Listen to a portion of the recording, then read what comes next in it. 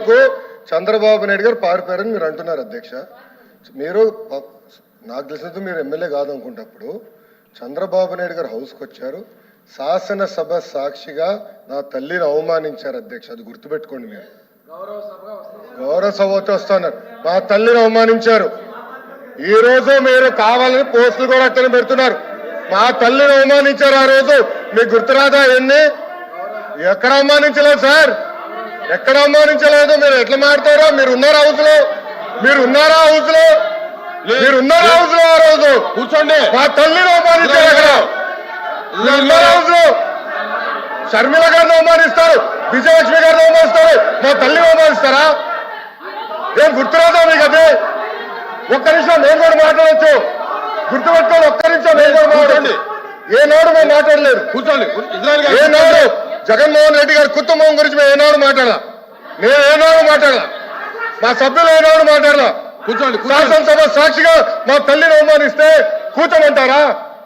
కూర్చోమంటారా? 22 వరకు చంద్రబాబు నాయుడు గారు ప్రతిరోజు హౌస్కి వచ్చాడు, ప్రతిరోజు హౌస్ నిలబడ్డాడు, సింగిల్ గా నిలబడ్డాడు. సింహంగా గుర్తుపెట్టు, సింగిల్ గా నిలబడ్డాడు, పోరాడాడు. ఆ రోజు మా తల్లి అవమానించారు కనుకనే బాధ తట్టుకోలేక సభ బైకాట్ చేసి బయటికి వెళ్ళారు. కానీ ఎమ్మెల్యేలు ఉన్నారు ఇక్కడ. నిమ్మల రామారెడ్డి గారు వెళ్ళారు, స్వామి గారు ఉన్నారు, ఇతర గొట్టపాటి రవి గారు వెళ్ళారు. అది మాకున్న చిత్తశుద్ధి అండి. ఈరోజు మీ ఎమ్మెల్యేలు ఎందుకు రావట్లేదు అని అడుగుతున్నా.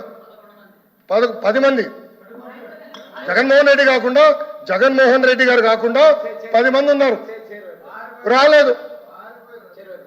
మా తల్లిని అవమానిస్తే ఏంటి కూర్చోమంటారు? ఇంకా మాట్లాడతాం మేము మనుషులు కాదా? సొంత తల్లి అవమానించారు సార్ ఆ రోజు. మాడుకున్నా కూర్చోమంటారు? అయితే తెలియకుండా ఏదంటే అది మాడితే ఎట్లా అధ్యక్ష? ఎందుకు ఆ రోజు బైకాట్ చేస్తారో మాకు తెలుసు. నేను అక్కడే కూర్చోండి. కూర్చోండి ప్లీజ్ ప్లీజ్ ప్లీజ్. ఎల్ఓపి గారు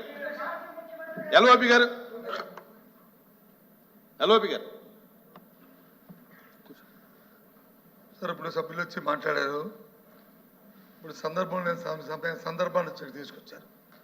ఎవరు తల్లిని ఎవరు చెల్లిని ఎవరు